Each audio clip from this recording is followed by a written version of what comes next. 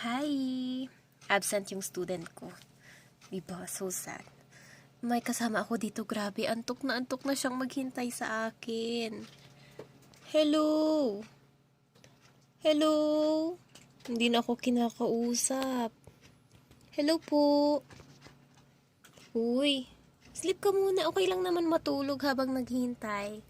Kasi itong mga pusa ko, gustong-gusto nila akong hinihintay. Ayan, hindi sila nakakatulog ng, alam mo, super himbing hanggat hindi pa ako tapos mag-work.